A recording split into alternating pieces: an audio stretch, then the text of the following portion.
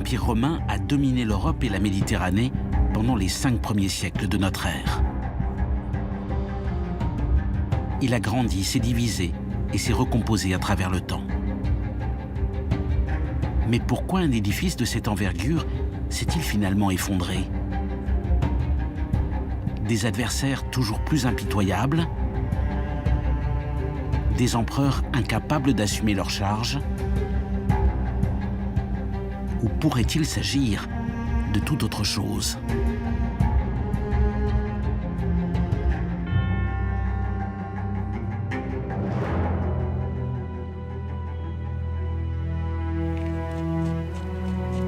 Aujourd'hui, des archéologues soupçonnent les pandémies d'avoir changé la destinée de l'Empire. De nouvelles avancées scientifiques permettent d'identifier les pathogènes qui ont pu décimer sa population. Serait-ce la cause de son affaiblissement et des premières victoires de ses adversaires? Partout en Europe et jusqu'en Russie, d'autres scientifiques lisent dans les cernes du bois les changements du climat des derniers siècles de l'Empire. Une soudaine baisse des températures aurait-elle mis en danger son économie et la santé de ses habitants? Aurait-elle provoqué les grandes migrations qui ont bouleversé l'histoire de Rome? Serait-elle à l'origine des affrontements qui ont précédé sa chute? Pour quelles raisons les derniers empereurs ont-ils échoué à reconquérir les territoires perdus? Et si finalement une immense catastrophe naturelle était la véritable explication de la disparition de l'Empire?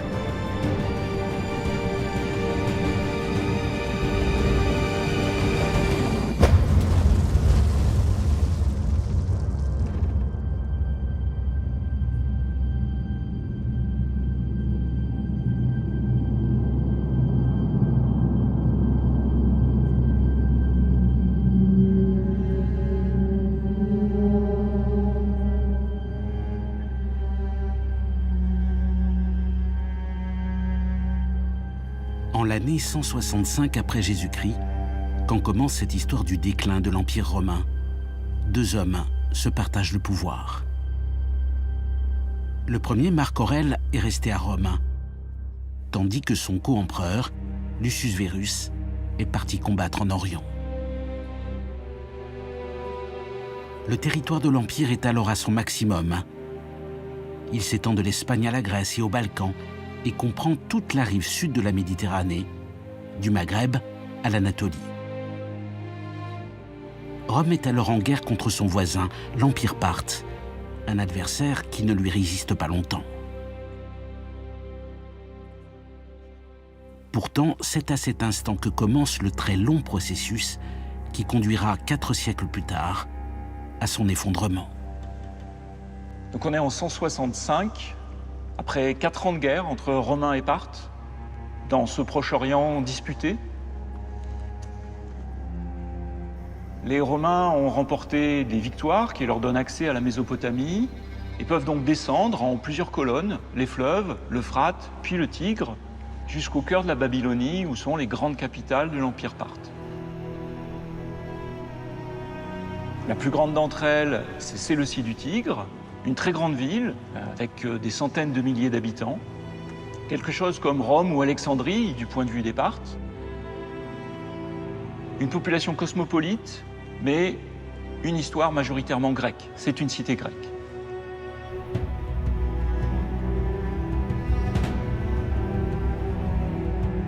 Dans cette ville, les portes ont été ouvertes et Rome peut y entrer pacifiquement. Assez rapidement, cependant, les choses se gâtent et la ville est pillée, incendiée. On massacre et on repart avec toutes les richesses qu'on peut y trouver. En pratique, ça veut dire que le grand temple de la cité, qui était consacré à Apollon aux cheveux longs, comme on dit souvent à cette époque, bien, il a été un des enjeux du pillage. On y a récupéré tout ce qui pouvait être précieux, tout ce qui pouvait être prestigieux, et notamment la grande statue de cet Apollon particulier qu'on a ramené jusqu'à Rome. Et cette statue d'Apollon, tous les Romains l'ont vue, évidemment, au moment du triomphe à la fin de la guerre. Apollon aux cheveux longs, c'est le dieu de la peste. C'est le dieu qui peut guérir, le dieu médecin, mais c'est aussi le dieu archer qui envoie la mort, qui envoie l'épidémie. Et c'est sans doute par cette statue que les Romains ont fait le lien entre ce sac, ce pillage, et, en quelque sorte, la rétribution divine qui les a frappés ensuite, l'épidémie qui touche Rome, à peu près au moment où ce triomphe a eu lieu.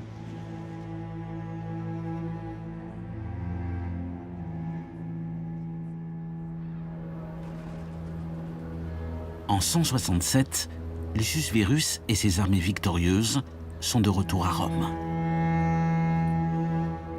75 millions de personnes vivent alors dans les frontières de l'Empire. Et sa capitale dépasse le million d'habitants. C'est alors que frappe une épidémie d'une violence sans précédent. Mais ce n'est pas tout.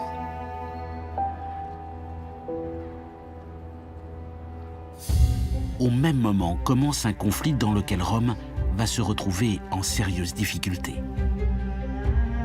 Les guerres de Marc Aurèle, dont cette colonne conserve la mémoire.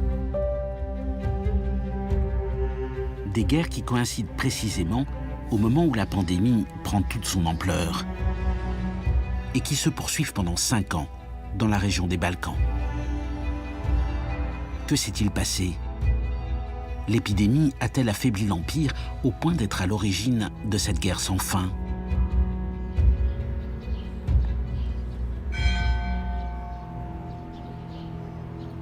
L'enquête commence dans l'une des catacombes de la ville, où une équipe d'archéologues français a fait une découverte étonnante. La catacombe de Saint-Pierre et Marcellin. 4 hectares et 22 000 inhumations. La plupart des défunts étaient placés dans ces entailles ménagées dans la roche, ce que l'on appelle les loucoulis. Quant aux plus favorisés, ils étaient disposés dans de petites pièces décorées de saints chrétiens ou de figures mythologiques. Les cubicula. On trouve à Saint-Pierre et Marcellin parmi les plus belles et les mieux conservées.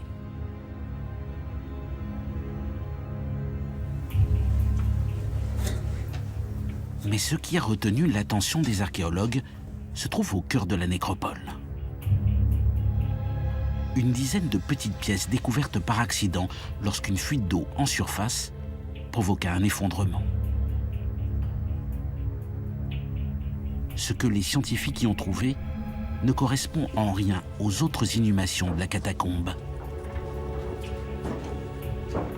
Une accumulation de squelettes.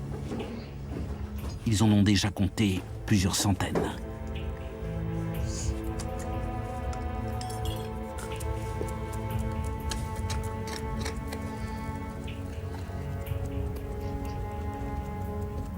Assez impressionnant quand on imagine tous les dépôts qui se sont enchevêtrés les uns dans les autres, les superpositions.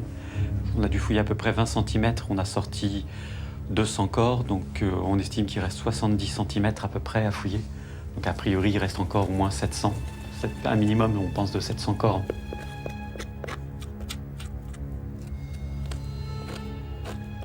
Certains sont sur le dos, ici on en a sur le ventre. On a des individus qui sont aussi sur le côté, et ils sont imbriqués les uns dans les autres. Donc il y a une volonté de bien répartir, de structurer. Comme si on était aussi dans un moment où il fallait prévoir que d'autres corps allaient arriver. Donc il fallait exploiter au mieux tout cet espace funéraire.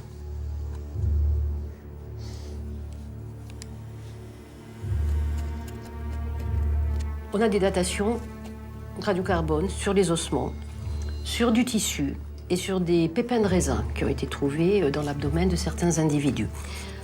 Toutes nous permettent de proposer une période plutôt entre la fin du 1er et le tout début du 3e siècle. On est donc dans une phase chronologique antérieure à la création de la catacombe telle qu'on le connaissait avec le réseau funéraire chrétien.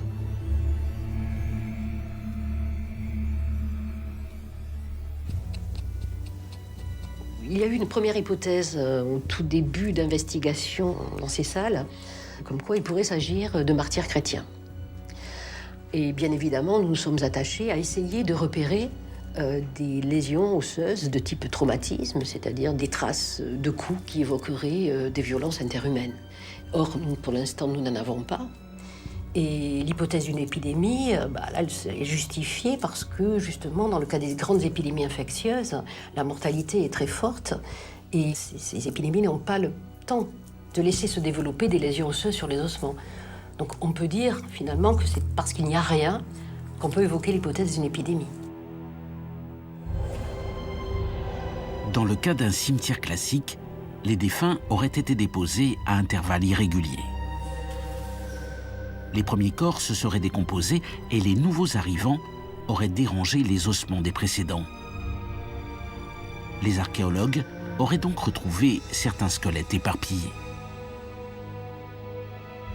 Au contraire, si ces corps étaient bien morts d'une épidémie, ils auraient été déposés à intervalles très rapprochés. Ils se seraient donc décomposés ensemble et aucun désordre dans les ossements ne pourrait aujourd'hui être constaté.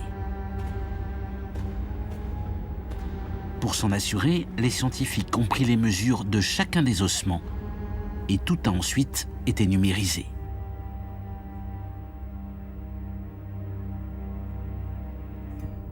Tu vois que les ossements ont été numérotés, évidemment, les squelettes ont été individualisés et on a pris toutes les codes de profondeur pour tous les niveaux de squelettes. Là, on a un autre niveau où apparaît encore une fois cette juxtaposition de corps avec des individus tête bêche. Bon, la particularité à certains endroits, c'est peut-être de faire apparaître des zones de plâtre qui concernent certains individus. Pour le crâne, on est sur 47. D'accord, le haut de la colonne. 53. Le bas de la colonne. 67. L'épaule droite. 56. La base de tout travail, là, c'est les relevés, les cotations qui permettent d'extraire en fait les coordonnées X, Y, Z de chaque ossement, de chaque individu. Et après, à partir vraiment de cette base fondamentale X, Y, Z, les repositionner dans l'espace, os par os, individu par individu et volume par volume. Géraldine Sachot a ainsi restitué les corps tels qu'ils furent inhumés il y a près de 2000 ans. Et elle a montré que ces personnes étaient mortes de manière suffisamment proche pour qu'elles se soient décomposées sans qu'aucun ossement n'ait été dérangé. Mais elle a aussi établi que leur volume aurait excédé les limites du plafond si elles avaient été déposées au même moment dans la tombe. Les corps y auraient été placés en plusieurs étapes, le temps que les premiers laissent de l'espace libre avant que d'autres ne soient ajoutés.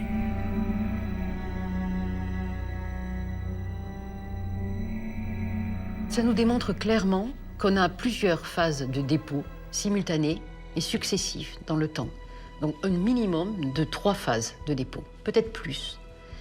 Et que ces 3 phases de dépôt pourraient correspondre à des vagues épidémiques différentes. On suppose que ça doit être la même épidémie, ça pourrait être aussi des épidémies de nature différente. Les corps exhumés par les archéologues sont-ils les victimes de la grande épidémie? Celle que les Romains associaient à l'incendie du temple d'Apollon, le dieu de la peste, et à sa statue, rapportée en triomphe par l'armée romaine à son retour d'Orient. C'est très vraisemblable, mais ils n'en ont aujourd'hui pas la certitude. Cette épidémie aurait frappé Rome en 167, aurait ravagé les camps militaires romains pendant l'hiver de l'année 169. et aurait duré environ 30 ans. Nous le savons car, chose exceptionnelle, nous est parvenu le témoignage d'un acteur direct de ces événements.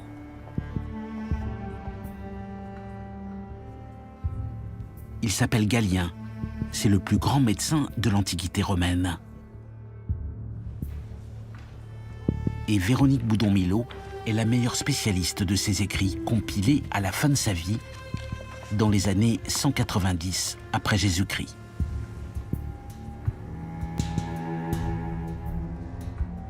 Etesi de trisinalois en remedia tripsas, arxamenutu megaluloimu, paracremates poleos excelton, epeigomenos eisten patrida. Je passai 3 autres années à Rome, et quand la grande peste se déclara, je quittai aussitôt la ville pour me hâter de rentrer dans ma patrie, aucun médicament suffisamment puissant n'ayant pu être trouvé à ma connaissance pour lutter contre ce fléau qui se répandit partout avant de s'éteindre. Galien a quitté Rome à la première annonce de l'épidémie et il s'est réfugié en quelque sorte dans sa ville natale où il a passé 2 ans dans une relative tranquillité apparemment puisqu'il nous dit simplement de cette époque qu'il s'est livré à ses occupations habituelles. Et puis il reçoit une lettre des 2 empereurs, Marc Aurèle et Lucius Verus, qui lui intiment l'ordre, il s'agit bien d'un ordre, de venir les rejoindre à Aquilée. Et quand il arrive à Aquilée, il découvre un camp où les soldats, évidemment, sont entassés, il y a une certaine surpopulation. Et là, une terrible épidémie, à peine est-il arrivé, redouble d'intensité et décime les soldats. Epibantos un mu tes aculias, cateskepsen oloimos, os upo proteron. Effrayés, apparemment, les 2 empereurs, Marc Aurèle et Lucius Verus, repartent, prennent la fuite, le mot est très fort, dit Galien, et repartent à Rome. Et Galien reste seul avec les autres médecins militaires, devant affronter ces morts par milliers, nous dit-il, parmi les soldats. Telle une bête féroce, la pestilence, elle aussi, détruit affreusement en les dévorant, non pas un petit nombre d'individus, mais des villes entières. Les gens mouraient, pour la plupart, non seulement à cause de la peste, mais aussi parce que cela se passait au cœur de l'hiver. Le médecin qu'il est et qui a pourtant vu beaucoup de choses auparavant parle de grande pestilence, quelque chose qu'il n'a jamais vu, et il décrit des symptômes également inouïs. Il y a d'abord la fièvre, plus ou moins modérée. Puis les malades se mettent à vomir ou avoir des diarrhées, et à chaque fois ils expulsent des matières noires, malodorantes, très impressionnantes. Mais la manifestation qui va le plus frapper les esprits, ce sont ces pustules qui vont couvrir le corps des malades, et ces pustules, ces gros boutons, emplis eux aussi d'un liquide noir, vont évoluer plus ou moins favorablement selon les malades, vont se former des croûtes qui vont, dans les cas les plus favorables, tomber à la fin de la maladie en quelques jours. L'hypothèse qui est aujourd'hui la plus fréquemment admise, ce serait la variole. Ce serait une première épidémie de variole apparue à cette époque-là dans le monde romain. Tout cela dans une population qui n'avait aucune défense face à une maladie jamais rencontrée auparavant. On peut imaginer que les ravages ont été importants, mais de là à pouvoir les chiffrer, c'est très difficile. Galien indique que les soldats romains ont été durement touchés par la maladie. Or, ce sont les mêmes soldats qui vont combattre au printemps suivant dans la région du Danube. Les guerres de Marc Aurèle, 5 années d'un conflit interminable contre les barbares. Un affrontement inédit, de par sa durée et la résistance de ses adversaires. Ici, on est sur un verrou stratégique de l'Empire. On est au bord du Danube, une ligne frontière qui va de la Bavière jusqu'à la mer Noire. Et on est aussi sur un passage avec les territoires romains qui sont sur l'autre rive.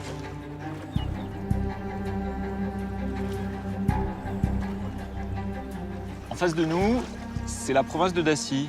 C'est un territoire romain depuis à peu près 50 ans. Un territoire conquis parce qu'il a des mines d'or. Des villes romaines s'y sont installées. Mais tout cet espace est encerclé par des barbares. Et donc on jalonne tout ça de garnisons, de forts, de fortins, et on patrouille. Ce dispositif défensif, réputé invincible, va pourtant s'avérer insuffisant à partir de l'hiver 169 et de la grande épidémie. Serait-elle donc la véritable cause des faiblesses de l'armée romaine ? Dans la petite ville de Požarevac, en République de Serbie, à quelques kilomètres du Danube, se trouve la réponse à cette question. Dans les réserves de son musée sont entreposés 2 blocs inscrits. Les scientifiques y ont trouvé de précieux indices.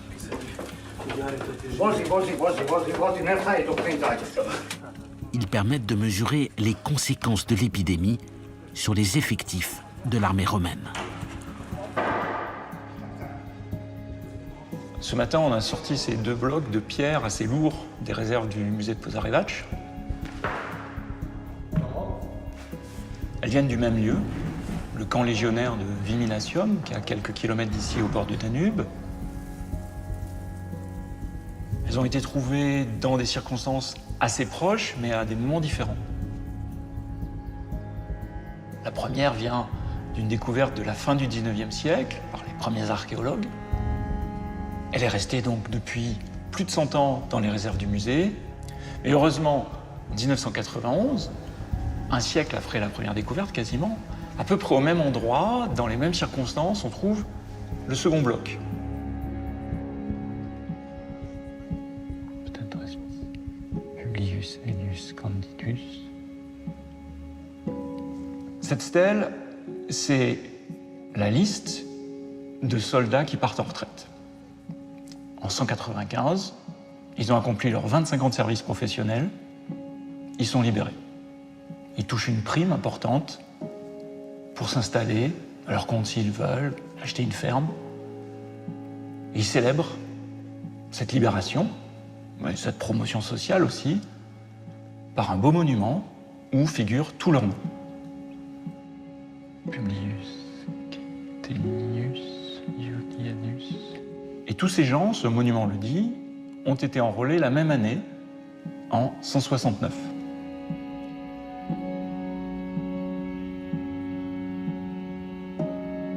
C'est l'année de l'épidémie.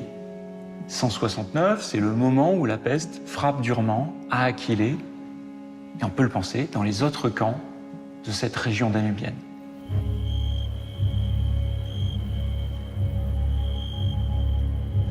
Première chose qui frappe, c'est le nombre des soldats.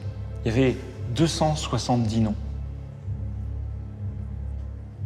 On a d'autres listes pour d'autres périodes antérieures, en d'autres endroits en Afrique, en Égypte et même sur le Danube.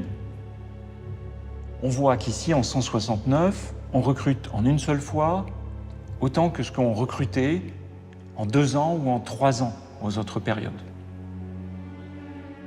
Mais non seulement ce nombre il est important, mais il faut lui rajouter un nombre encore considérable de soldats qui ne sont pas nommés, c'est-à-dire tous ceux qui sont morts durant leurs 25 ans de service. Ça exprime des besoins en hommes urgents.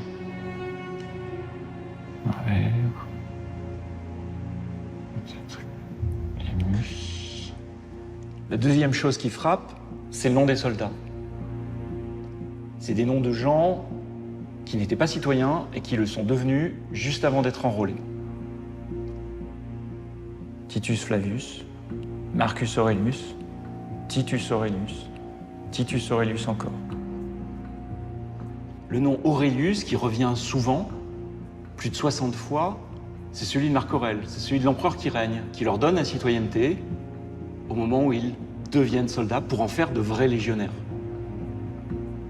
On peut penser même que des noms comme Valérius, terriblement banals, correspondent aussi à ces noms d'enrôlement que le centurion doit marquer pour remplacer un nom barbare.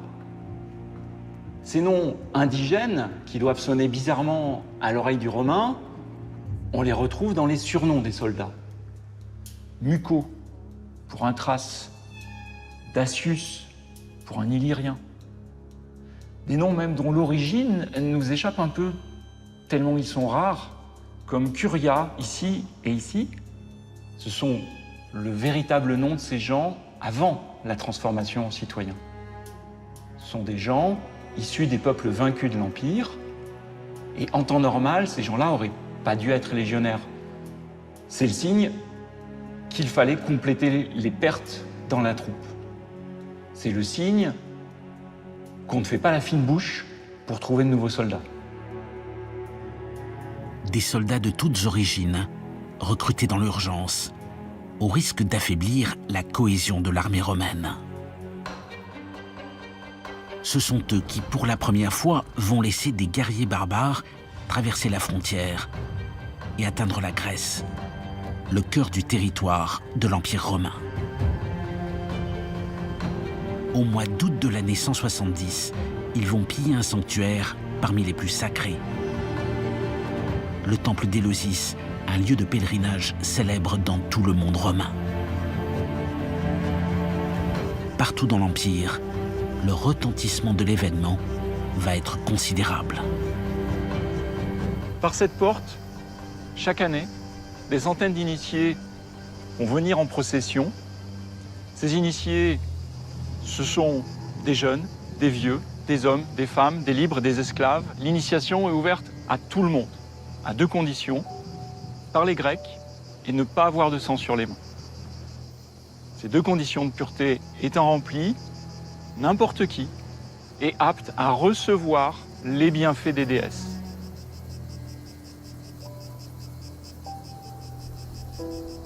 À Éleusis, selon la mythologie grecque, est née l'agriculture. Ici même, la déesse Déméter en a fait don à l'humanité. On y a édifié un temple aux proportions impressionnantes qui conserve un trésor dédié aux divinités, comme tous les sanctuaires de la Grèce antique. C'est lui qui va être la cible de l'incursion barbare. Donc un espace immense, une forêt de 42 colonnes, 54 mètres de côté, 20 mètres de plus que le Parthénon. Et au cœur de cette grande salle, bordée de gradins sur lesquels s'assemblent les initiés, il y a un espace très particulier qu'on appelle l'anactoron, qui est le cœur de ce sanctuaire, qui n'a pas bougé au fur et à mesure des 10 remaniements du site, qui est le lieu central du rituel. Dans cet espace-là, on garde les objets sacrés qui sont révélés aux initiés. Et l'initié découvre quelque chose que pour l'essentiel nous ignorons, car on lui demande ensuite de garder le secret. Et nous ne pouvons que présumer de ce qui se passait à cet endroit-là, deviner ce que pouvaient être ces mystères. C'est ce lieu à l'immense réputation qui est attaqué par des guerriers kostoboks, une tribu barbare du sud des Balkans. Ils pillent le sanctuaire, puis incendient le temple.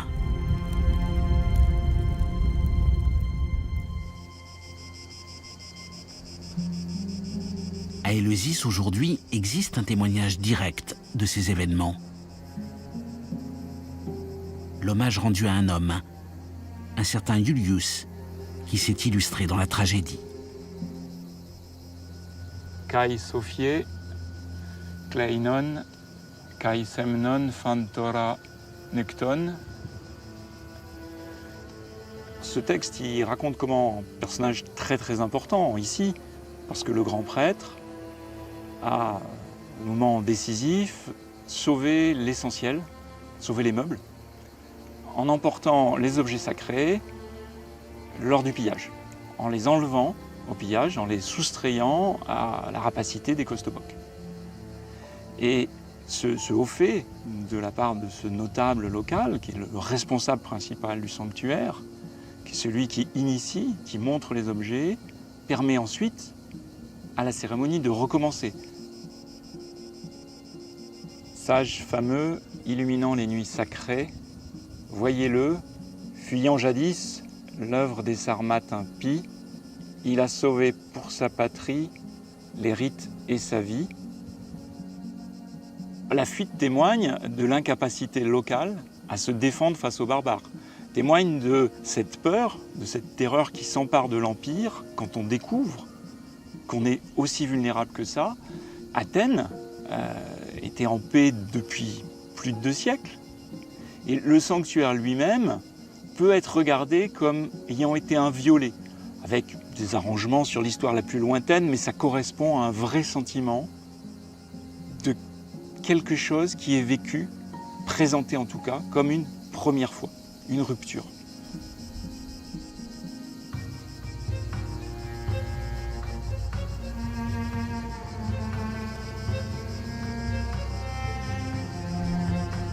C'est l'empereur Marc Aurèle. Ses armées ont laissé passer les costobocs, qui portent la responsabilité de la catastrophe, du pillage, de la destruction. Et il est ici parce qu'il a dû tout reconstruire.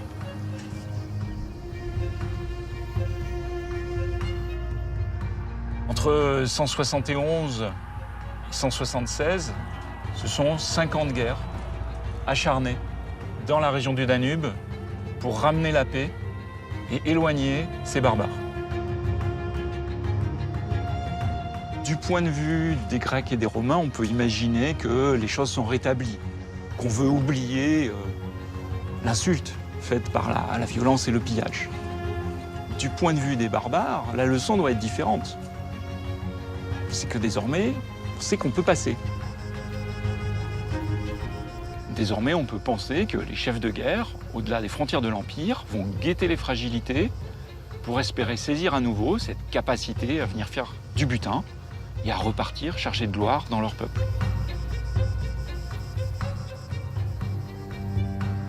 À Éleusis, le pire s'est produit.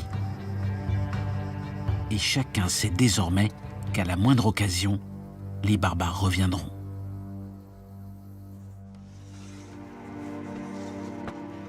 La monnaie romaine est l'expression de cette crise de confiance. Jusqu'ici symbole de stabilité, elle connaît à la fin du IIe siècle ses premiers signes de faiblesse. Le trésor de Nanterre date de cette période charnière. Alors, il s'agit d'un trésor de monnaie romaine qui a été découvert à Nanterre au début du XXe siècle dans une maison, ce qu'on appelait une maison départementale, donc l'équivalent d'une maison de retraite, par l'un des pensionnaires qui, en bêchant, a trouvé à plus d'1,50 m de profondeur un vase en terre rouge dans lequel se trouvaient ces presque 1900 monnaies romaines. Donc la plus ancienne, c'est un denier de Septime Sévère. Donc là, on est vers la fin du IIe, début IIIe siècle. Et la plus récente, ce sont des monnaies des règnes de Valérien et de Galien. Donc là, milieu du IIIe siècle. Le trésor de Nanterre et ses quelques 1900 pièces de monnaie racontent l'histoire d'une manipulation. Celle de l'abandon du denier, la monnaie qui avait cours depuis plus de 200 ans. Décidée par l'empereur Caracalla en 215 après Jésus-Christ.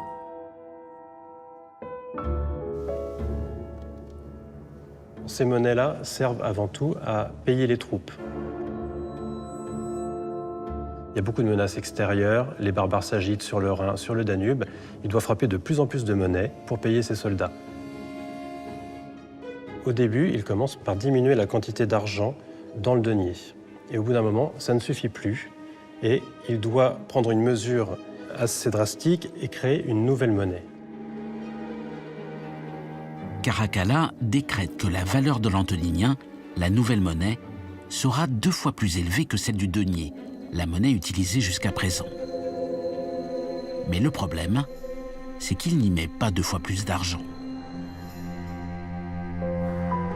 Avec le temps et les difficultés, il y aura d'ailleurs de moins en moins d'argent et de plus en plus de bronze, un alliage de cuivre et d'étain dans l'antoninien, pour qu'à la fin, l'argent ait quasiment disparu.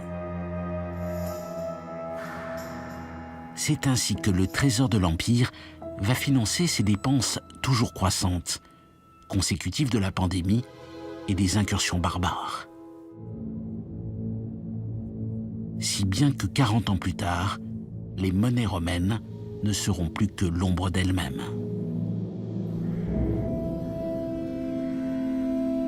Mais avant d'en arriver là, le nouvel antoninien va donner à l'Empire les moyens de ses ambitions. C'est ainsi, par exemple, que Caracalla offre à Rome de nouveaux thermes, parmi les plus spectaculaires jamais construits. Ils sont inaugurés en 216 après Jésus-Christ. Le gigantisme des thermes de Caracalla, leur luxe, leur ampleur expriment la prospérité d'un empire qui a récupéré ses forces, qui a fait le plein de ressources fiscales. Avec ses 11 hectares, ce sont les thermes les plus grands de Rome à ce moment-là. Une construction énorme, mais il faut aussi envisager la technicité formidable de ces bâtiments. C'est à la fois construire des voûtes énormes et s'assurer qu'elles vont résister à la température et à l'humidité. C'est un cauchemar de maçonnerie.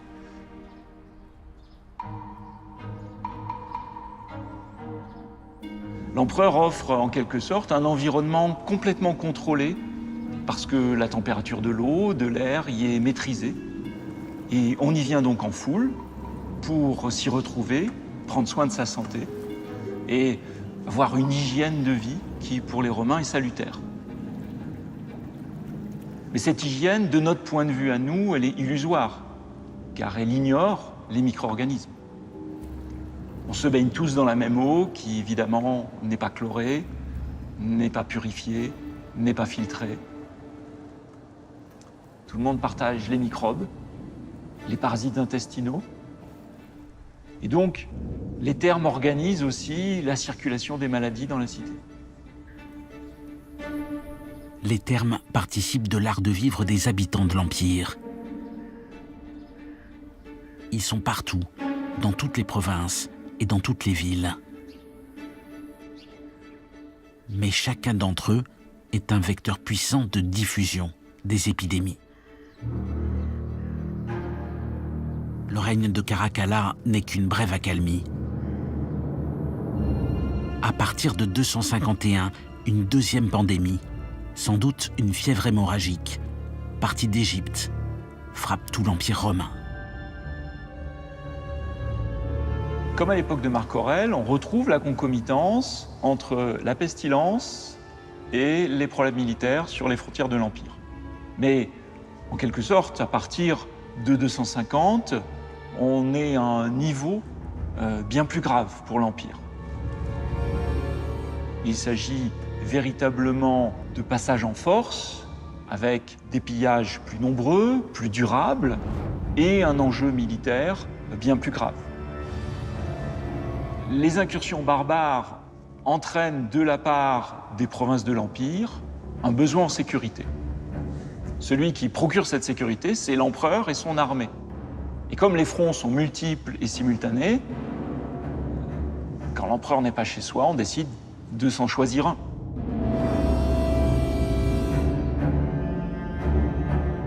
On arrive à une situation où de nombreux empereurs, parfois 3 ou 4, peuvent coexister pour des règnes très brefs. À la défaite s'ajoute la guerre civile. En l'espace de 30 ans, on compte une vingtaine d'empereurs et usurpateurs, la plupart ne régnant que quelques mois, souvent loin de Rome, auprès de leurs soldats. L'Empire se fragmente, et quand finalement, à la fin du IIIe siècle, la situation semble s'apaiser, on sait qu'il s'agit d'un simple répit. Au IIe siècle, la ville de Rome n'a pas de limite très nette. C'est Aurélien, dans les années 270, qui décide de redonner à Rome une muraille et fait fortifier cette ville. C'est le signe des inquiétudes qui pèsent désormais parce que l'on sait que les barbares, comme les Gauls, les Alamans, descendent en Italie du Nord désormais régulièrement. Ils ont menacé Milan, ils peuvent menacer Rome. Pourtant, même avec ces nouvelles enceintes, Rome reste une cible bien trop facile pour les barbares. Si bien qu'à peine 30 ans après leur construction, le pouvoir doit s'installer à Byzance. Plus proche de ses ennemis les plus dangereux, la défense de la nouvelle capitale est plus rapide en cas d'invasion. Mais cette réorganisation est un ferment de division. Il y aura bientôt 2 empires romains, l'Empire d'Orient et celui d'Occident. L'Empire est attaqué, divisé, mais ce n'est pas tout. Car au même moment, il est également affaibli par un autre danger, celui du changement climatique. 2000 ans après les faits, en République tchèque, aux frontières de ce qui fut autrefois le territoire de l'Empire, de nouvelles avancées scientifiques permettent de le mesurer.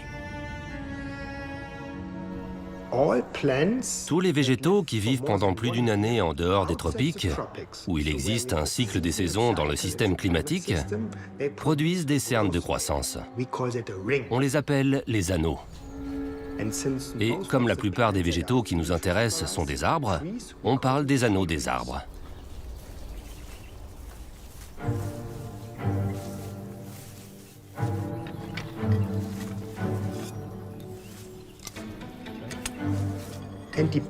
Et en fonction des conditions de croissance, si elles sont favorables ou moins favorables, l'anneau sera plus large ou plus étroit.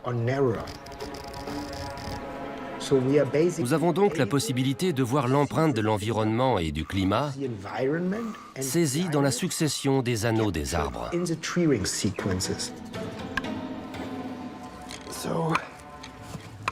Je m'attends à quelque chose comme 80 à 100 anneaux sur ce chêne. Donc, on devrait pouvoir remonter l'essentiel du XXe siècle. Most of the 20th century.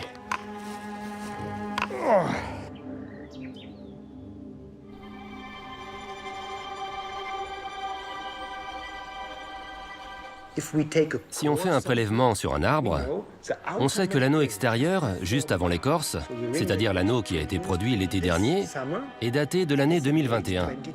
Et ensuite, il suffit de compter les années en arrière. Les arbres vivants indiquent ainsi le climat de ces 300 dernières années environ. C'est la première étape d'une machine à remonter le temps qui va conduire les scientifiques jusqu'à l'Empire romain. Mais pour cela, il faut travailler sur des bois de tous les siècles et de toutes les époques, sans qu'aucune d'entre elles ne soit oubliée. Go around this one, the main timber here in the middle. Looks good. This old windmill here. On sait que ce vieux moulin remonte au début du XVIIIe siècle. Donc, il a à peu près 200 ans. Mais la matière première, le bois de chêne utilisé pour le construire, avait lui-même entre 150 et 200 ans.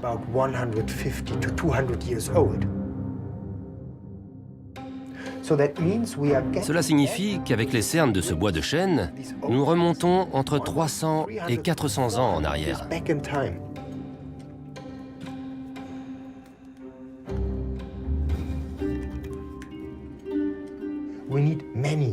Nous avons besoin de beaucoup d'anneaux, prélevés sur beaucoup d'arbres. C'est pour ça que nous ne faisons pas seulement 1 ou 2 carottages sur cette construction, mais que nous allons en prélever 20 ou 30 de poutres différentes.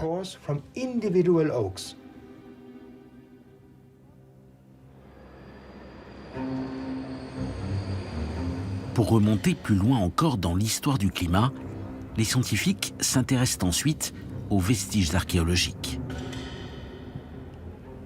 Dans le centre de la ville de Brno, des travaux viennent de mettre au jour un puits de l'époque médiévale.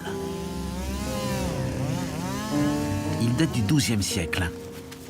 Une nouvelle étape pour atteindre l'époque de l'Empire romain. Mais pour y parvenir, il faut trouver et collecter une ressource rare. Un bois en partie fossilisé, conservé profondément dans le sol depuis des millénaires et extrait de temps à autre par l'activité humaine.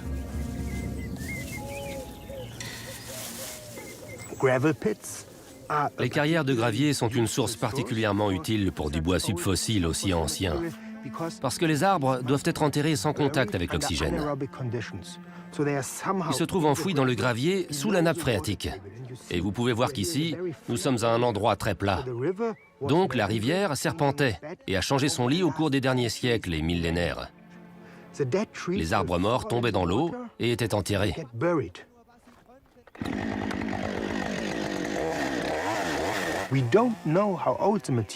On ne sait pas encore son âge. Il pourrait avoir entre 1000 et 8000 ans. Les possibilités sont donc immenses.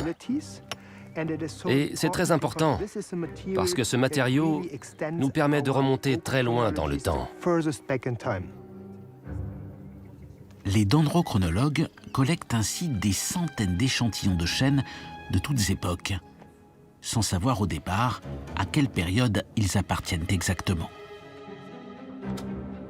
À l'université Mendel, à Brno, chacun de ces échantillons est ensuite soigneusement poncé et chacune des cernes du bois est précisément mesurée.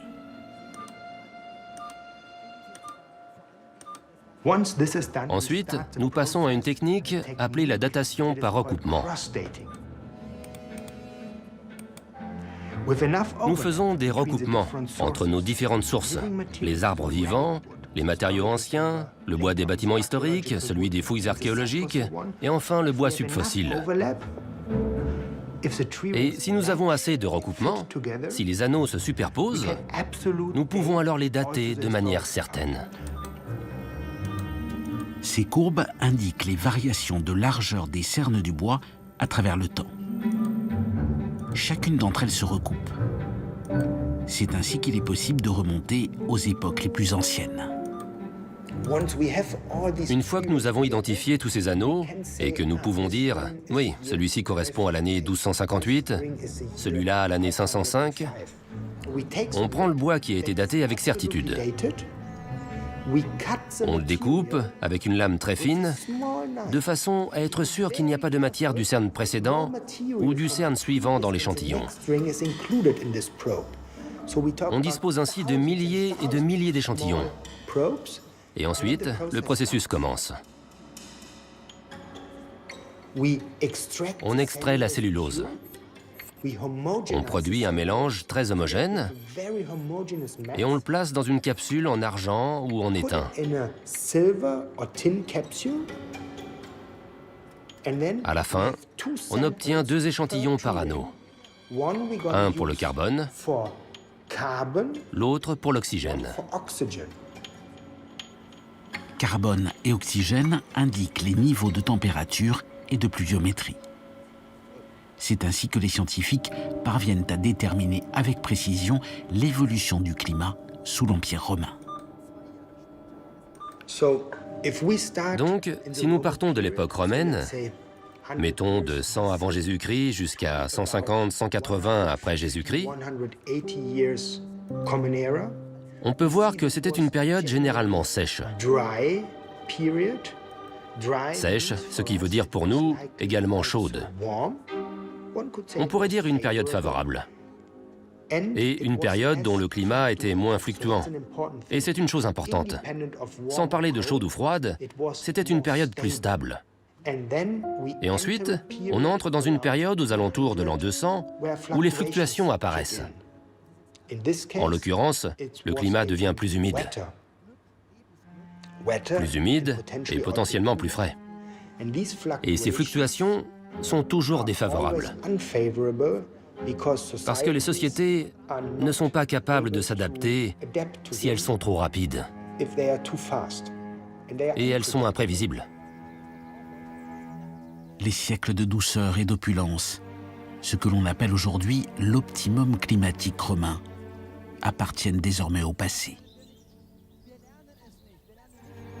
Cyprien, évêque de Carthage, qui vit au IIIe siècle, évoque un monde où les rayons du soleil sont moins brillants, un monde aux récoltes moins abondantes, qui n'est plus, écrit-il, qu'un pâle vieillard au bord de la tombe.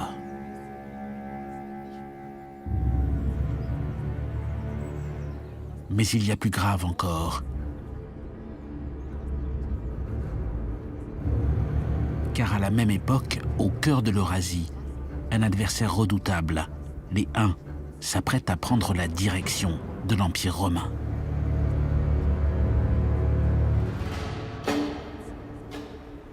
Le changement climatique pourrait avoir joué un rôle crucial dans ces événements.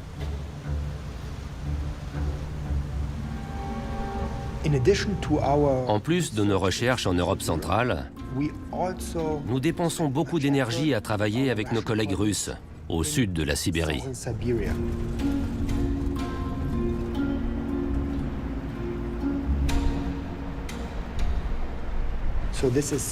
Il s'agit de la grande région de l'Altaï, à la frontière de la Russie au nord,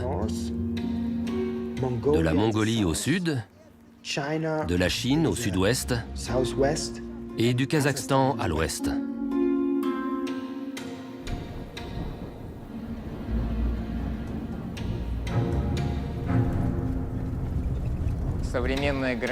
La lisière actuelle de la forêt de l'Altaï se trouve à environ 2400 mètres. Et nous montons à cette altitude et même plus haut.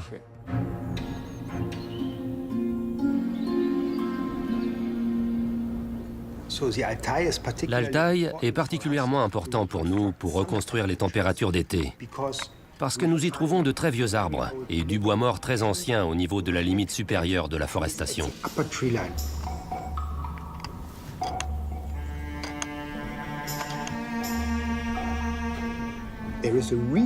Il y a une raison pour laquelle ils ne peuvent pas pousser plus haut, parce qu'il y fait trop froid. Donc, même de petits changements dans les températures d'été laissent une indication particulière dans les cernes des arbres. Il fonctionne presque comme un thermomètre.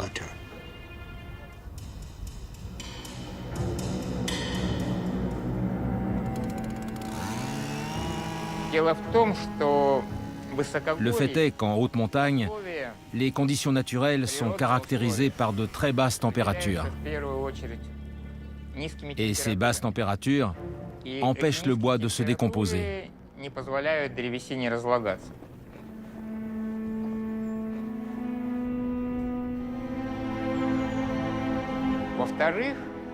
Ensuite, dans ces zones montagneuses, très souvent, le bois mort ne repose pas sur le sol, mais sur des pierres, ce qui empêche également la destruction du bois.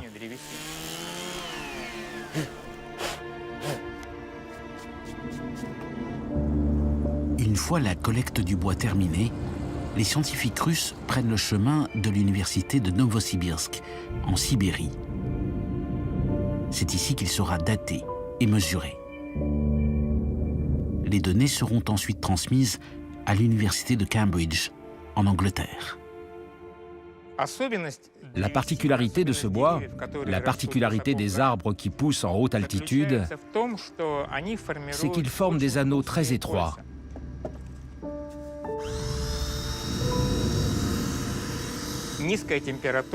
Parce que les basses températures et la courte saison de croissance ne donnent pas le temps à l'arbre de former de plus larges anneaux.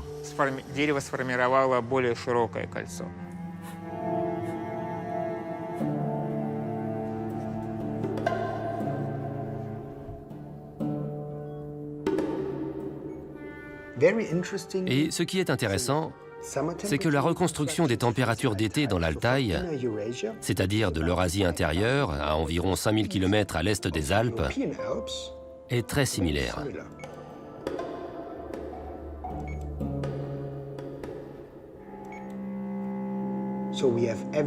Nous avons des preuves d'une période romaine plus stable et plus chaude. Et puis, aux alentours du IIe siècle après Jésus-Christ, les températures deviennent plus instables. Il y a davantage de fluctuations. Les systèmes agricoles de cette époque ont alors été poussés à leurs limites. Et les empires nomades des steppes, ceux que nous connaissons de l'Eurasie intérieure, ont sans aucun doute été affectés de telle façon que les populations ont commencé à bouger, à migrer sur de plus grandes distances.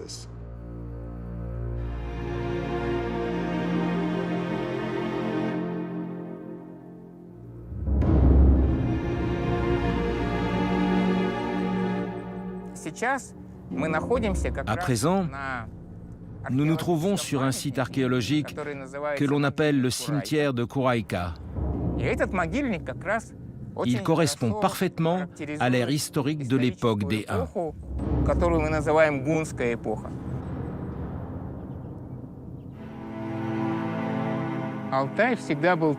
L'Altaï a toujours été un territoire que l'on pourrait qualifier de carrefour pour de nombreuses populations. C'est un territoire où l'on trouve des traces de nomades de toutes les époques. Des nomades qui se sont succédés ici sur plusieurs millénaires.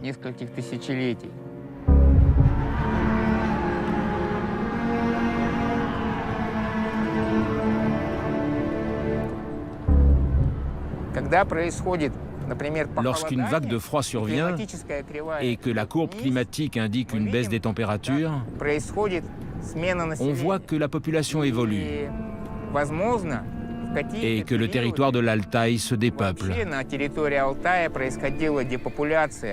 Généralement, la population quitte cette région parce que les conditions de la pratique de l'élevage se détériorent. Au IVe siècle, ces tombes semblent progressivement disparaître. Le signe pour les archéologues que les tribus nomades d'Eurasie, celles que nous connaissons sous le nom des Huns, sont en train de quitter la région. Ces cavaliers vont arriver en Europe avec une arme nouvelle. L'arc composite, fait de plusieurs matériaux aux propriétés complémentaires, est à la fois plus résistant et surtout plus puissant. Une arme qui va changer les règles du jeu quand les Huns vont parvenir aux portes de l'Empire romain.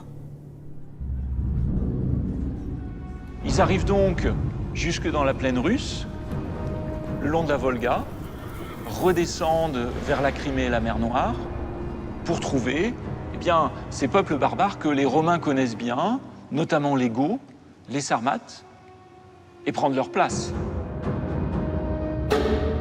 Ces peuples barbares voisins de l'Empire se retrouvent donc pris entre le marteau des Huns et l'enclume de l'Empire et décident de demander à Rome d'intégrer son territoire.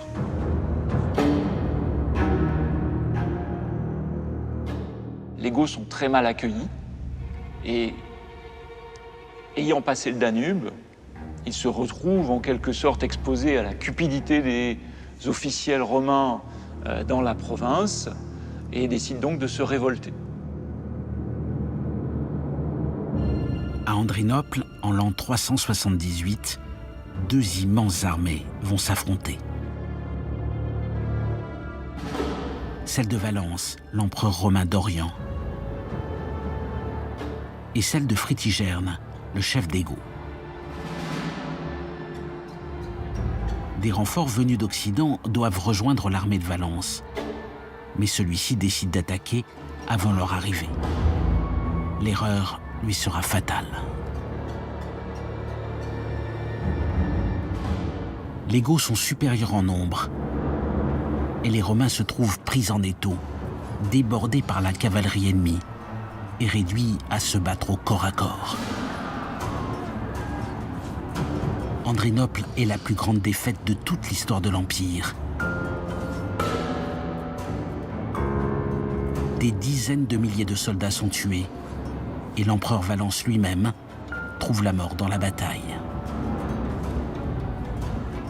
l'armée romaine est décapitée. La fin de l'Empire d'Occident, la partie la plus fragile, n'est plus qu'une question de temps. D'autres peuples, sur toutes ces frontières, prennent l'exemple des Goths, envahissent une région et s'y installent, progressant ainsi jusqu'au cœur de l'Empire. Le sac de Rome en 410 est l'un des épisodes de cette terrible descente aux enfers.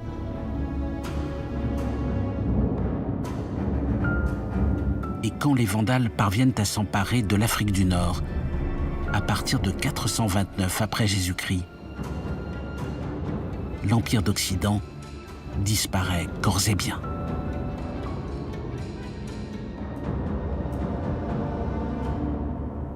Il ne reste de l'Empire romain que sa partie orientale, la mieux armée et la moins exposée aux invasions.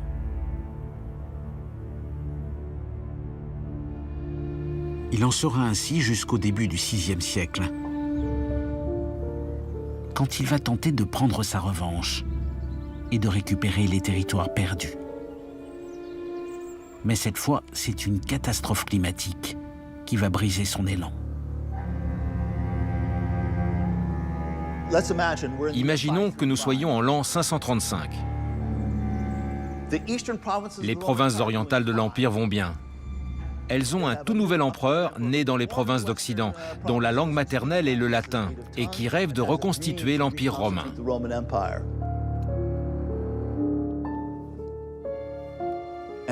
Et il se donne comme premier objectif de reconquérir l'Afrique. L'Afrique tombe en à peine quelques mois. L'Empire romain a reconquis le grenier de sa partie occidentale et est maintenant sur le point de se diriger vers l'Italie.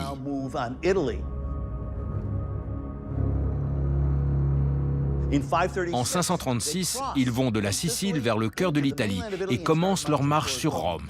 Et ils progressent avec succès au printemps 536 jusqu'à ce qu'arrive quelque chose d'entièrement inattendu.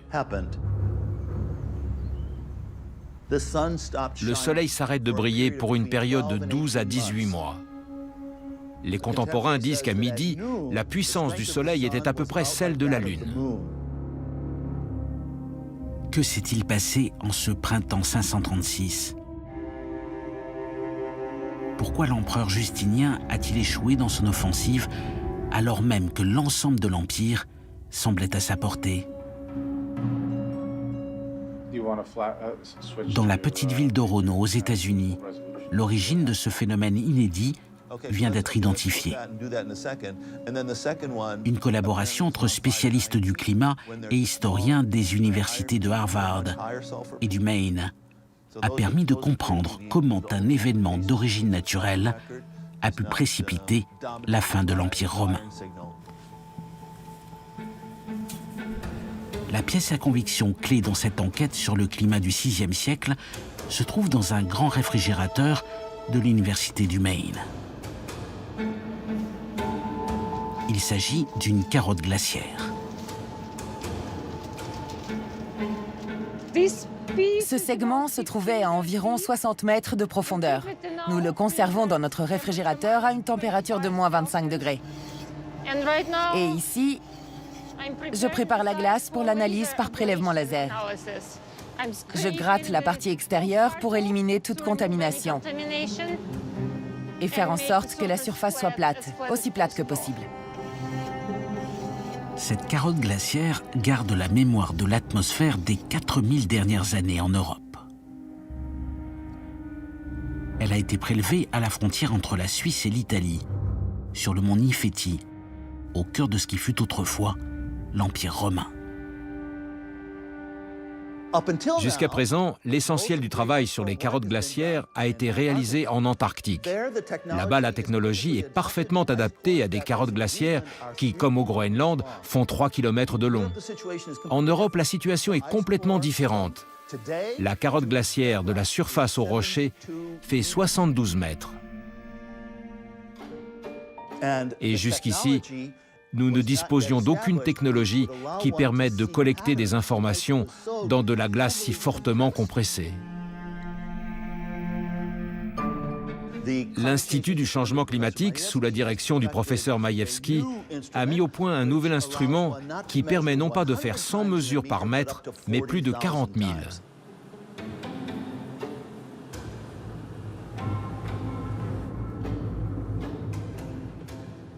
Ce qui est remarquable avec cet instrument, c'est qu'il utilise un laser pour prélever l'échantillon. Et vous pouvez le voir sur cet écran. C'est presque comme un ver qui se déplace. Ce qu'il fait en réalité est un peu comme un tout petit marteau-piqueur qui découpe des copeaux de glace. Une fois que ces petits morceaux de glace se détachent, ils sont mêlés à un gaz. Et ce gaz les conduit dans cet instrument qui est capable de mesurer de très petites concentrations de matière, comme du cuivre, du plomb, du sodium, qui nous donnent des informations différentes sur le climat, sur l'activité humaine et sur toutes sortes de choses.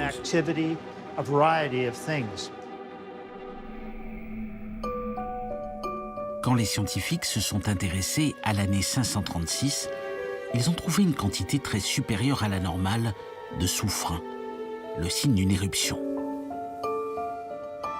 Mais ils ont surtout découvert des poussières de verre volcanique dont la composition très caractéristique les a mis sur la piste d'un volcan situé en Islande.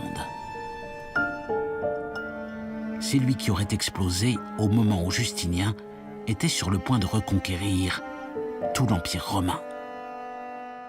Déterminer la puissance de l'éruption à partir d'une carotte glaciaire est difficile.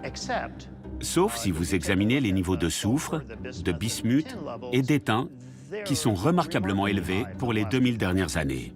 Ce qui nous suggère que 536 a été un événement très important. L'éruption a projeté une quantité si considérable de dioxyde de soufre dans l'atmosphère que la période qui a suivi a vu les températures chuter d'environ 2 degrés. Ce fut l'époque la plus froide de ces 2000 dernières années. Et donc 536, c'est le début. Un autre volcan en 540, un autre en 547. Il fait de plus en plus froid et le climat est de moins en moins favorable aux récoltes. Et ensuite, en 541, dans le delta du Nil, explose un nouveau pathogène. L'année 541 marque le début d'une épidémie d'une violence sans précédent qui va changer pour toujours l'histoire de l'Empire. Un peu partout en Europe aujourd'hui, des archéologues en cherchent les traces. Sur l'île de Maglone, près de Montpellier, ils la suspectent ainsi d'avoir provoqué l'effondrement d'un centre d'échange avec la Méditerranée. On est dans un lieu assez magique, en fait. C'est une cathédrale posée sur une île. C'est l'île la plus proche de Montpellier. C'est une île qui est pas loin du continent. Elle est posée entre les étangs et la mer. C'est surprenant aujourd'hui parce qu'on y arrive en voiture, mais dans le passé, c'était une île bien détachée du continent.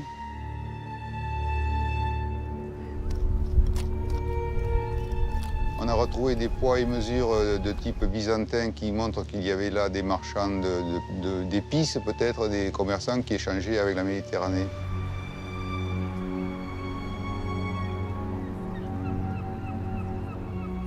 En premier, en arrivant sur l'île, à mon avis, on devait voir les bateaux. Il devait y avoir toute une noria de bateaux de mer et des bateaux plus petits, des bateaux à fond plat pour la navigation dans les étangs.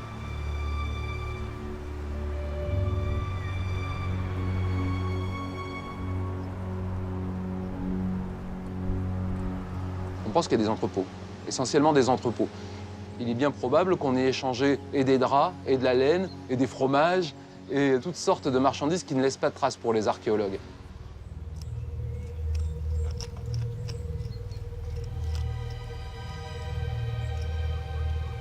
Dans les années 560-580, on s'aperçoit que le site se dépeuple et on commence à découvrir des choses assez étranges. On trouve des corps, des sépultures qui n'en sont pas vraiment, qui sont des corps dont on se débarrasse dans les gravats de démolition des édifices. On a là un problème d'épidémie ou un problème de guerre, ou en tout cas, on est là dans une phase de déclin de l'occupation.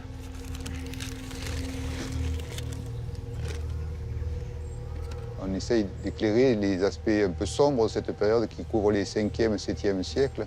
C'est la charnière entre le monde romain et le monde byzantin et le monde médiéval qui s'annonce avec la création des royaumes germaniques.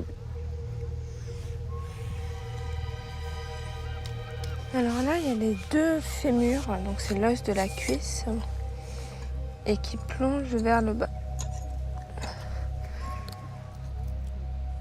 L'individu ne semble pas avoir été mis à plat dans une sépulture comme d'habitude. Ici, on voit bien, on a cette partie-là qui repose plus ou moins à plat. Et quand on arrive sur ces os-là, il plonge dans la terre. Il a peut-être été jeté comme ça, sans aucun... comme on jette un détritus à la poubelle.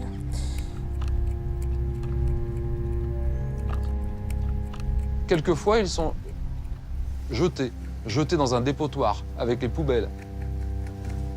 Quelquefois, ils ont été déposés avec soin, sans richesse apparente, sans coffre, sans construction, mais avec un certain soin.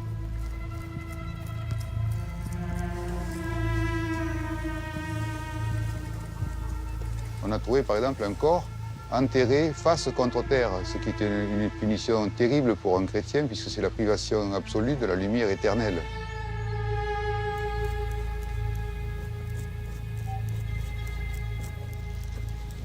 Et bien voilà une dent. Souvent, les dents, c'est ce qui se conserve mieux.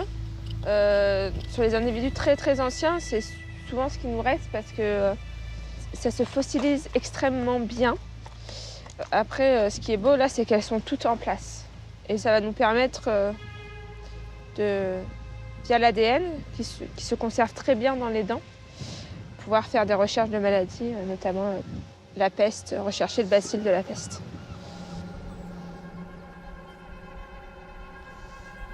Pour quelle raison ce centre d'échange apparemment si prospère aurait-il été soudainement délaissé au cours du VIe siècle? Pourquoi des enterrements si nombreux, dans un apparent désordre, survenus précisément au moment où les bâtiments étaient détruits et le site abandonné? La réponse se trouve à l'Institut Max Planck, en Allemagne, où une équipe spécialisée dans les maladies anciennes parvient aujourd'hui à identifier des pathogènes de l'époque romaine. De toute l'Europe convergent ici des ossements, prélevés sur des fouilles archéologiques.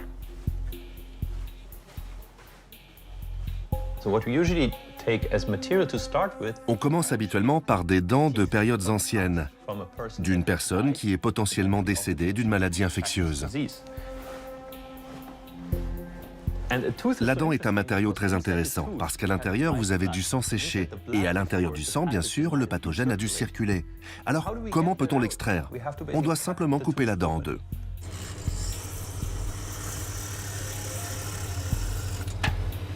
Donc, on fait une incision et ensuite, on fore cette cavité et on prélève de la poudre d'ossement, des petits résidus d'os qui, sur leur partie extérieure, doivent avoir de l'ADN de l'agent pathogène.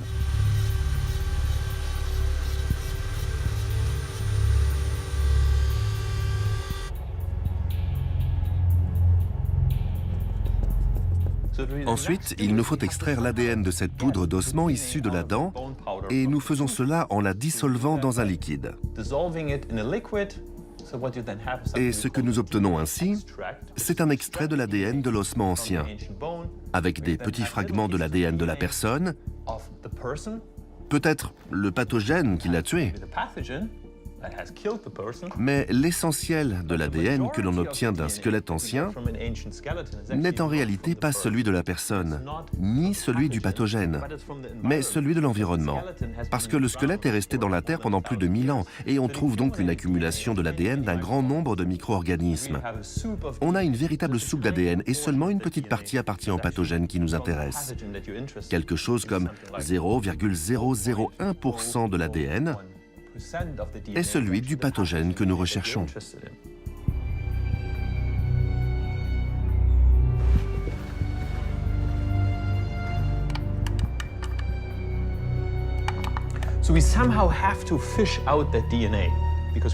Alors ce qu'on fait ensuite, c'est ce qu'on appelle la capture par hybridation. C'est comme une partie de pêche.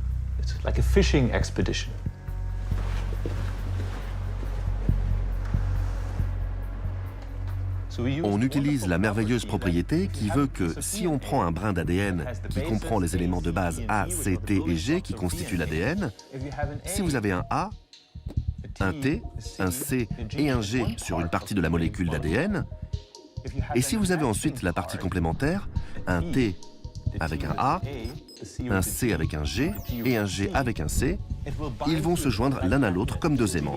Ils vont vraiment s'attirer l'un l'autre. Ils vont matcher. Alors que tout le reste va demeurer dans le mélange et vous pourrez l'éliminer. Donc, de 0,001%, on monte à 50% d'ADN du pathogène. Et cet ADN va ensuite dans une machine de séquençage, une machine qui peut lire et produire des milliards de séquences d'ADN en un temps très court, en l'espace d'une journée environ. Et ce que cette machine nous livre, ce sont des séquences d'ADN A, C, T, T, C, A, G, etc. Des milliards de séquences qui sortent de cette machine. L'ADN du pathogène recherché a été brisé en une multitude de segments en raison des conditions dans lesquelles les dents ont été conservées. Pour recomposer cet immense puzzle, il faut comparer chacun de ces segments à l'ADN de plusieurs pathologies. C'est ainsi par exemple que la tuberculose ou encore le typhus ont été écartés et que la présence du bacille de la peste a pu être identifiée. Nous avons recherché Yersinia pestis de l'époque de la peste justinienne, c'est-à-dire du VIe siècle. Nous avons examiné des centaines de restes humains de cette période pour voir à quel endroit en Europe on pourrait trouver la peste du temps de Justinien. Et nous avons été vraiment très surpris, parce que nous l'avons trouvé sur des individus de la péninsule ibérique, c'est-à-dire de l'Espagne d'aujourd'hui, de France, d'Allemagne, d'Angleterre, donc de très larges parties de l'Europe de l'Ouest. Sur une douzaine d'anciens squelettes humains, nous avons trouvé de l'ADN préservé de Yersinia pestis et nous avons pu reconstruire des génomes entiers de cette ancienne bactérie de la peste. Progressivement, les scientifiques dessinent la carte de la peste justinienne, dont l'activité fonctionnant par vagues aurait duré environ un siècle. Au moins un tiers de la population de l'Empire en aurait été victime.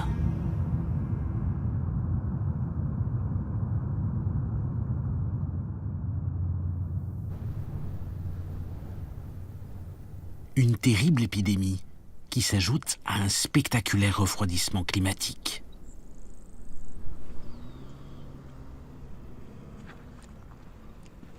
Dans le désert du Negev, en Israël, des scientifiques retrouvent aujourd'hui les traces de ces terribles années où l'Empire a finalement mis le genou à terre.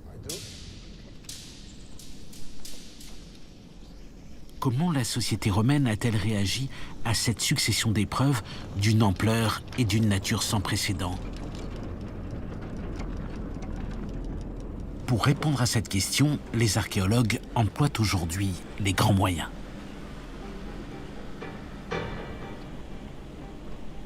Cette colline artificielle a été formée par les déchets accumulés d'une cité à présent disparue, la ville de Halouza.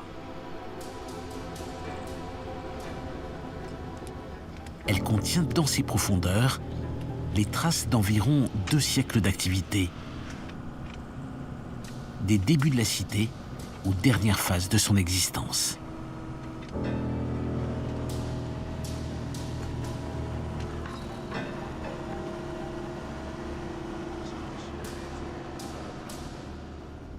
Halouza, mais aussi Chifta, à une trentaine de kilomètres, offrent ainsi une photographie des derniers instants de l'Empire romain.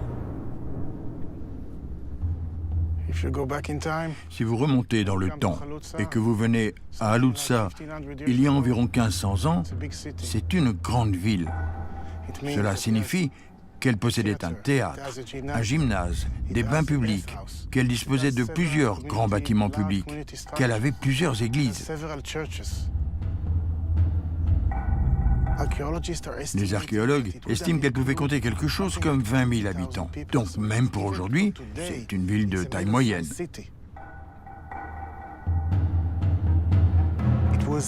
C'était une belle époque pour visiter la ville.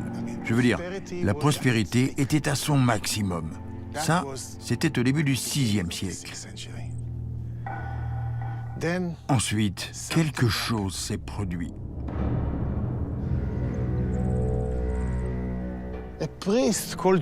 Un prêtre nommé Jérôme visite Haluza aux alentours de l'année 540. Et ensuite, il envoie un message. Il écrit une lettre à Procope qui se trouve à Césarée. Et Jérôme lui écrit « La prochaine fois que tu viendras à Haluza, tes yeux seront remplis de larmes. À cause de la poussière que tu auras dans les yeux et de la sécheresse des vignobles. »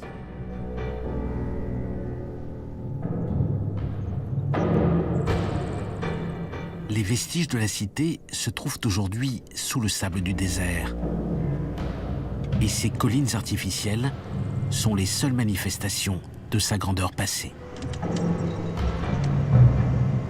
Dans ces tubes métalliques sont glissés des tuyaux de plastique qui contiennent les couches successives de sédiments.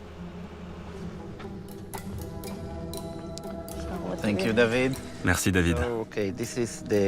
Alors, ici c'est l'extrémité. On peut voir des morceaux épars avec des détritus d'origine humaine. Peut-être ici des cendres. Ensuite, une couche blanchâtre, probablement de la pierre. Chacun de ces sondages raconte l'histoire de la cité disparue. Son activité économique, ses habitudes alimentaires ou encore ses produits d'importation. Right? Yeah, LO173.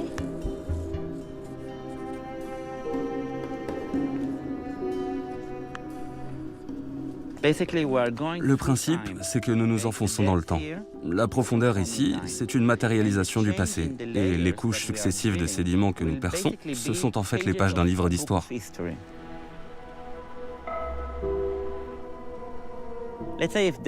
Disons que la société se soit effondrée. Ce sera une rupture.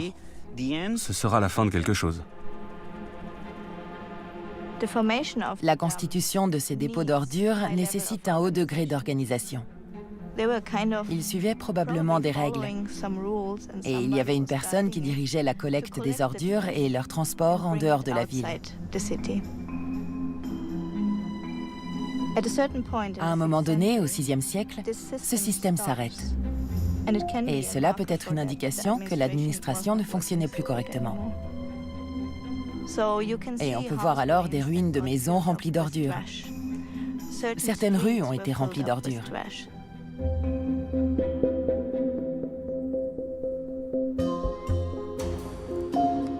Dans l'un des laboratoires de l'université de Haïfa, chacun des prélèvements est ensuite soumis à un examen qui vise à déterminer sa densité et sa composition. Tu vois le laser? Oui. Ah, il fonctionne déjà. Là, il prend des mesures. Et cet examen indique que dans la première moitié du VIe siècle, les collines de déchets ont été progressivement abandonnées, préfigurant certainement un déclin de la cité.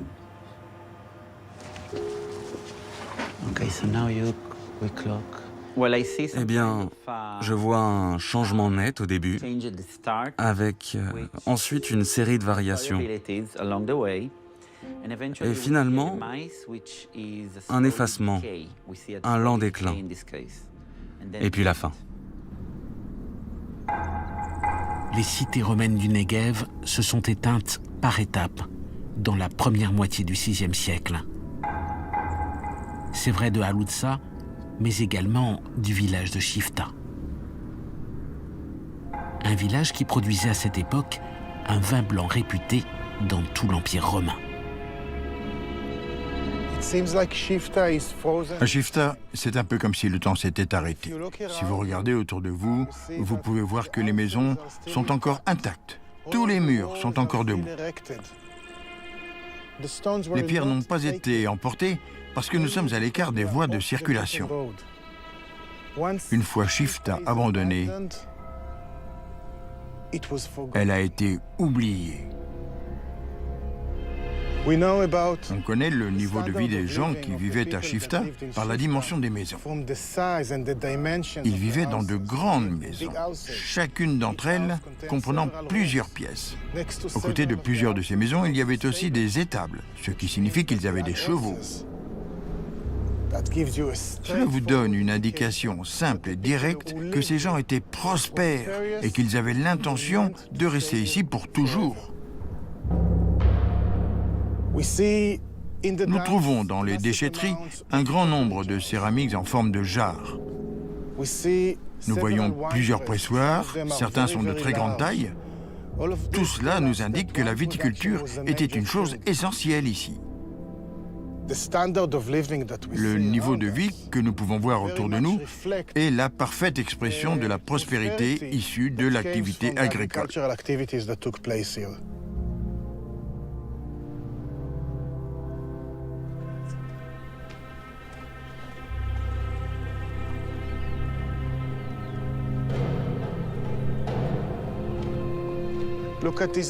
Regardez ces maisons, l'une après l'autre.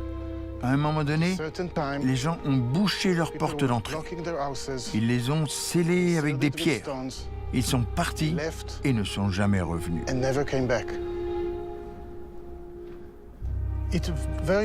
Cela nous donne une bonne indication que l'ensemble du processus d'abandon a été très bien organisé. Un peu comme si les gens étaient arrivés à la décision qu'ils ne pouvaient pas rester ici plus longtemps, qu'ils devaient prendre leurs affaires et partir. Ce sont probablement les derniers instants du village de Chifta. Nous avons fouillé plusieurs de ces maisons, juste derrière ces portes, à la recherche de restes organiques pour dater les dernières phases de leur occupation.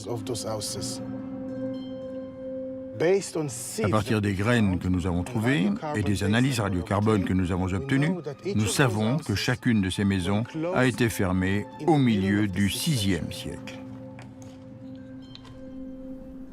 Alors que l'épidémie de peste se répandait dans tout l'Empire, les difficultés pour exporter le vin de Chifta n'ont sans doute guère laissé le choix à ses habitants.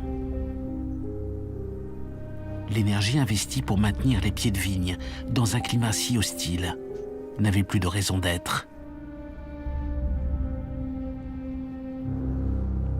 Ils ont renoncé, à l'image de ceux de tout l'Empire romain. Alors que l'Empire de Justinien était en pleine reconstruction, le froid et la peste ont stoppé la reconquête et ses armées ont fini par refluer définitivement. Et si l'Empire d'Orient a survécu encore plus de 1000 ans, il n'a plus été ensuite que l'ombre de lui-même.